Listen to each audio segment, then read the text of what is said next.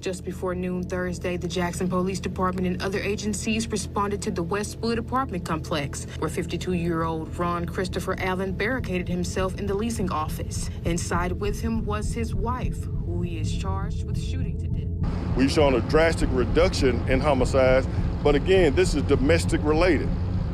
This is a husband taking his wife's life, then putting all of these other people's lives in danger, including law enforcement. Very sad day.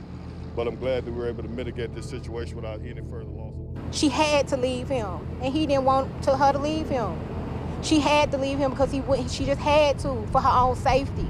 As we can see, she did not feel safe sleeping next to him. On July 31st, 2025, a typical Thursday morning at the Westwood Apartments in Jackson, Mississippi turned into a nightmare that would shake an entire community to its core. It started like any other workday. The leasing office doors opened. The air conditioning hummed. Coffee brewed in the back room. But within hours, the sound of gunfire would shatter the peace of that ordinary summer morning. And a young woman with her whole life ahead of her would take her final breath on the floor of her own workplace.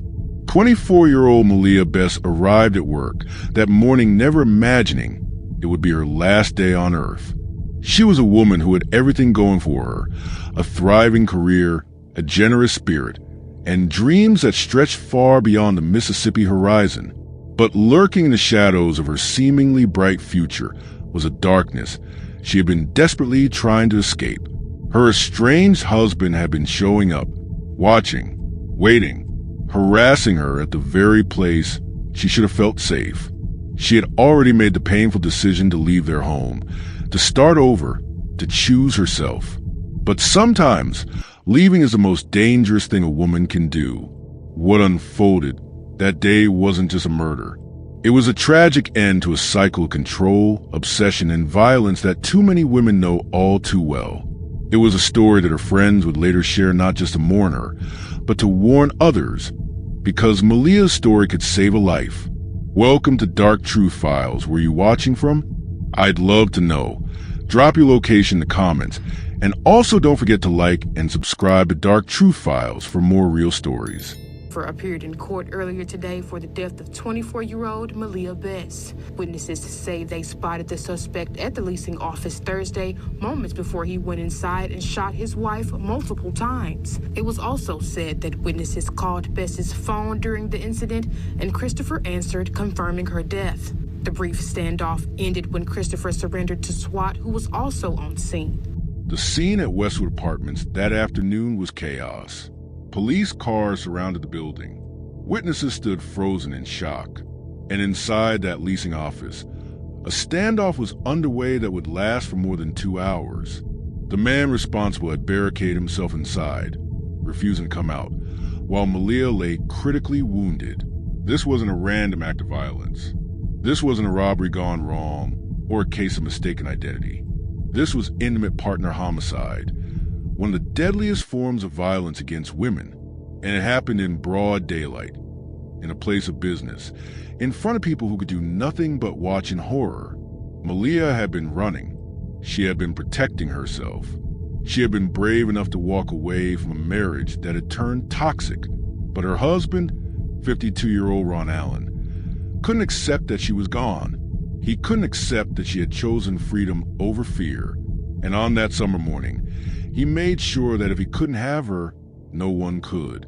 What makes this case so haunting isn't just brutality of the crime, it's how preventable it might have been. Malia had shown signs of fear. She had moved out.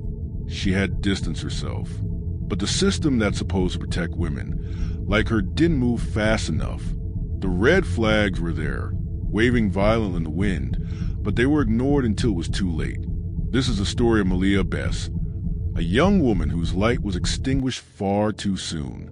A talented musician, a dedicated professional, a beloved friend, a woman who deserved to grow old, to chase her dreams, to live without fear. Instead, she became another name on a long, heartbreaking list of domestic violence victims whose stories must be told so that others might be saved. Her friends remember the warmth of her smile. Her colleagues remember her work ethic and kindness. Her sorority sisters remember her leadership and passion for music. But now, they also remember the warning signs they wish they had recognized sooner. They remember the urgency of believing women when they say they're afraid. They remember that "he would never do that" means nothing when someone's life is at stake. This isn't just a true crime story. This is a wake-up call. This is a reminder that domestic violence doesn't always announce itself with black eyes and broken bones. Sometimes it whispers. Sometimes it shows up at your job with flowers and apologies. Sometimes it waits until you think you're finally safe. Malia thought she had gotten away. She thought she had done everything right. But on July 31st, 2025, her worst fear became reality, and the man she had once loved became the man who took everything from her. The morning of July 31st, 2025, began like any other at Westwood Apartments. Residents came and went. Maintenance crews made their rounds. And Maleah Bess walked into the leasing office, ready to tackle another day of work. She had no idea that within hours, the walls of that office would become the scene of unspeakable violence. It was a Thursday, midweek, midsummer, the kind of day that feels endless under the Mississippi heat. The leasing office was quiet, the kind of routine calm that comes with managing an apartment complex where most tenants are settled and content. Malia was at her desk, handling paperwork, answering calls, doing the job she had worked so hard to secure. Then Ron Allen walked through the door, 52 years old, her estranged husband, the man she had been trying to escape. He was there again, but this time, something was different. This time, he wasn't there to talk. He wasn't there to plead or apologize or try to win her back. This time, he came prepared to make sure she would never leave him again. Witnesses would later describe a horror of what unfolded next. The sound of shouting, the unmistakable crack of gunfire that shattered the stillness of the office. The sight of Malia clutching her side, her body reeling from the impact of bullets tearing through her flesh. Allen wasn't firing blindly. He wasn't lost in some momentary rage. He aimed. He fired. Multiple times. Each shot a deliberate act of violence against a woman who had dared to choose herself over him. Malia collapsed. Blood pooled beneath her as she fought to stay conscious, her young life draining away on the floor of her own workplace. People nearby heard the shots and froze, their minds struggling to process what was happening. This was supposed to be a safe place, a professional environment, not a war zone. But for women fleeing domestic violence, there is no safe place. Not home, not work, not even in broad daylight, surrounded by potential witnesses. As Malia lay wounded and helpless, Allen didn't run. He didn't try to escape or flee the scene like so many killers do. Instead, he barricaded himself inside the leasing office, locking the doors and trapping himself in the very place where he had just committed an act of unthinkable cruelty. Outside, chaos erupted. Emergency calls flooded the dispatch center. Police cars screamed toward Westwood Apartments, their sirens wailing through the Jackson streets. Officers arrived to find a full-blown crisis, an active shooter situation with victim inside, and a man armed and barricaded. The standoff began. For more than 2 hours, law enforcement surrounded the building. Negotiators tried to make contact. SWAT teams prepared for every possible outcome. And inside, Ron Allen sat with a revolver that had just stolen Malia's future, refusing to surrender. What was going through his mind during those hours? Was it regret? Defiance? Some twisted sense of justification? Whatever it was, it kept him locked in that office while Malia's life slipped further and further away. Witnesses who had seen the shooting were evacuated to safety, their hands shaking, their voices trembling as they tried to explain what they had seen. One described seeing Allen holding the revolver, seeing Malia clutching her side in agony, seeing the horror play out in real time with no way to stop it. The tension was unbearable. Every minute that passed felt like an eternity. Police didn't know if Allen would turn the weapon on himself. They didn't know if he would try to harm anyone else. All they knew was that a young woman was critically injured and time was running out. Finally, after what felt like a lifetime, Allen surrendered. He walked out of the office with his hands raised, the revolver no longer in his grasp, his moment of control finally over. Officers swarmed him, placing him in handcuffs and securing the scene. But it was too late for Malia. Paramedics rushed inside, desperately working to save her, but the damage was catastrophic. Multiple gunshot wounds had ravaged her body. The woman who had walked into work that morning with plans and dreams and a future ahead of her was now clinging to life by a thread that was already breaking. Maleah Bess died that day in the place where she had worked so hard to build a career. She died because she had tried to leave. She died because a man who claimed to love her couldn't accept that she no longer belonged to him. She died because the cycle of domestic violence had reached its most fatal conclusion. The scene was secured. Evidence was collected. Witness statements were taken. But no amount of police tape or forensic analysis could undo what had been done. A vibrant, talented, kind-hearted young woman was gone, and the only person responsible was the man who had once promised to love and protect her. As news of the shooting spread, shock rippled through the community. Friends couldn't believe it. Co-workers were devastated. Sorority sisters mourned. And the harsh reality set in. Malia had done everything right, and it still wasn't enough to save her. There was never any question about who was responsible.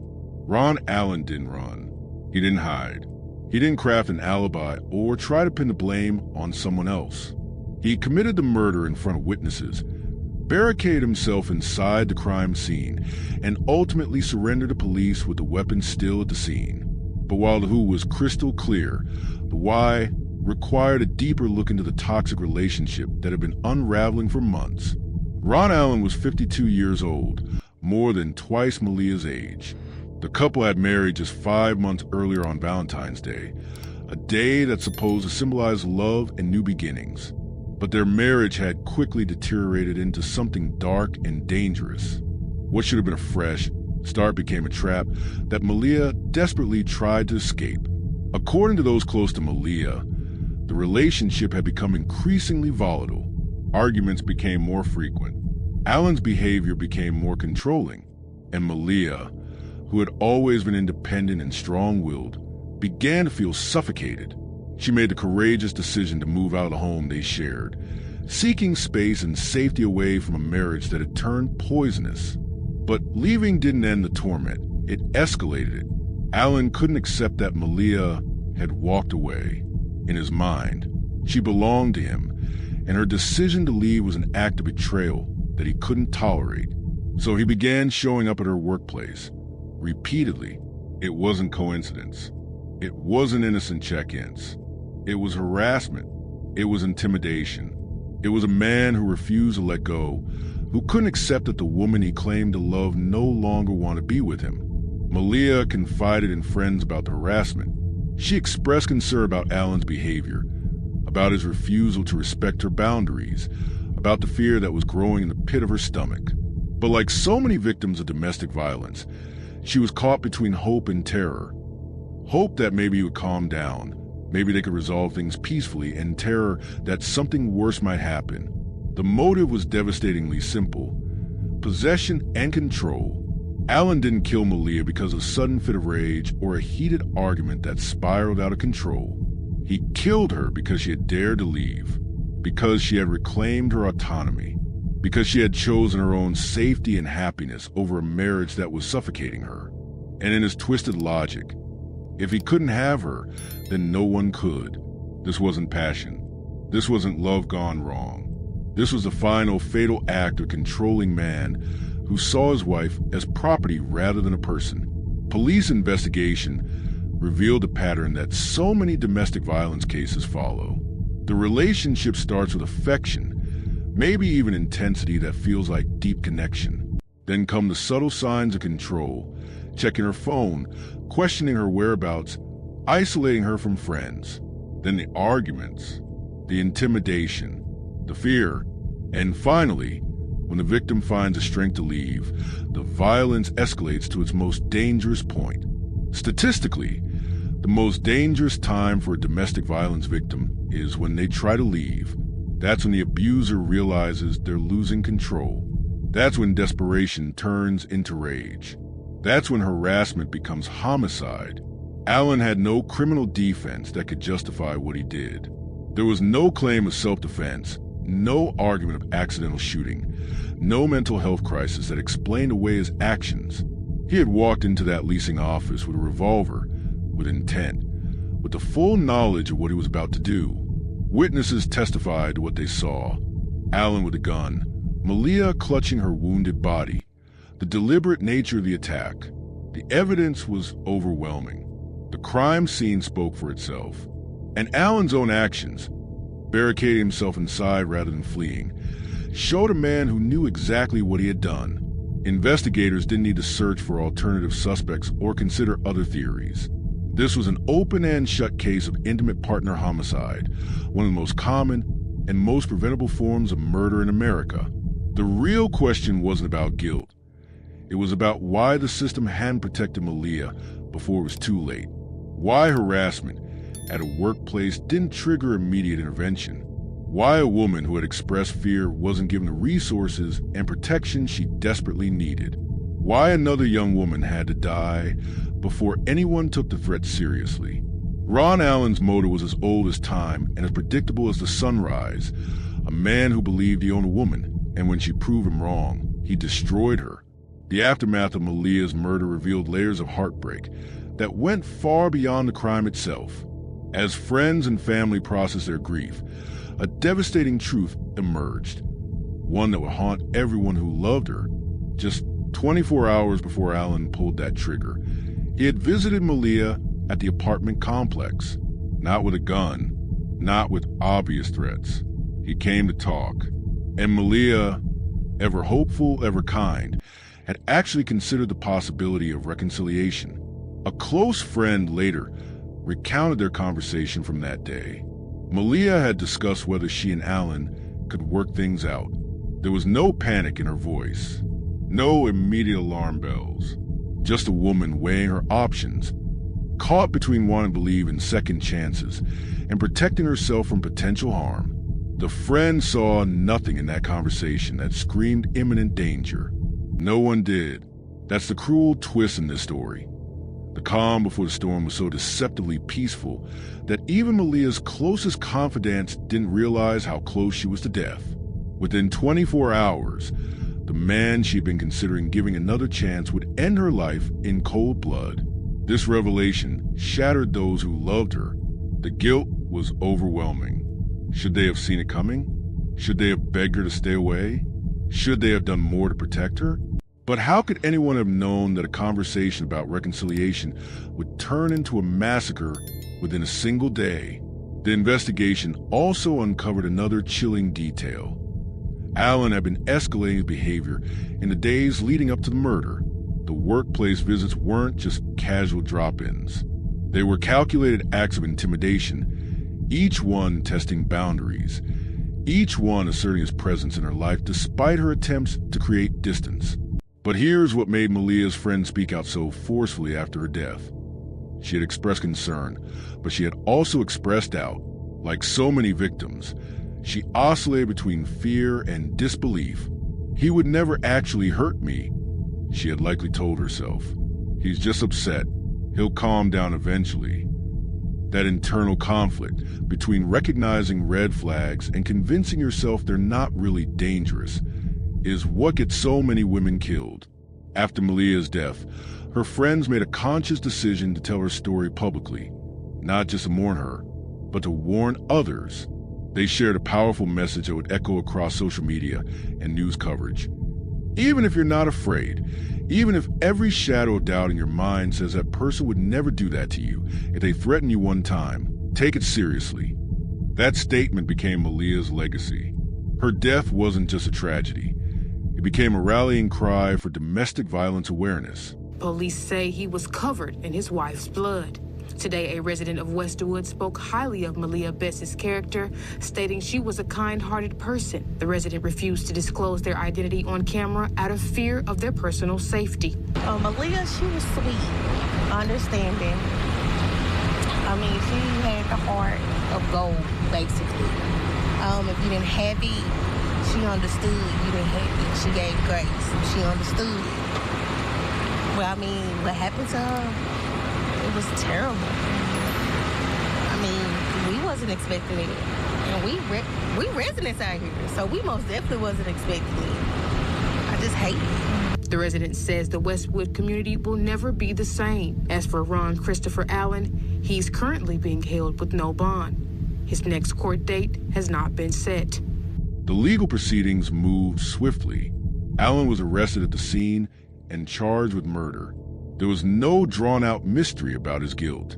No lengthy trial filled with conflicting testimonies. The evidence was ironclad. The witnesses were clear. The outcome was inevitable.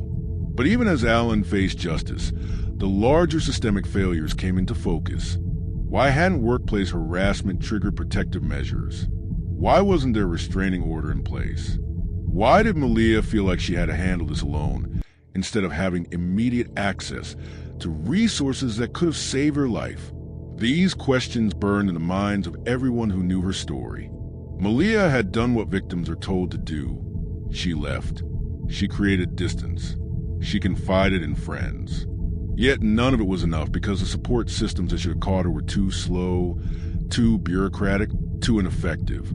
Her sorority sisters from Sigma Alpha Iota mourned the loss of a talented musician and dedicated leader. Her colleagues at Westwood Apartments grieved for a manager who had treated everyone with kindness and respect.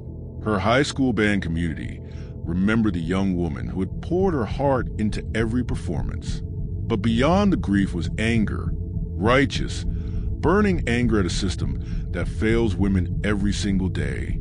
Anger at a culture that tells women to just leave abusive relationships without providing protection they need when they do. Anger at the fact that Malia's story isn't unique. It's one of thousands that play out across the country every year.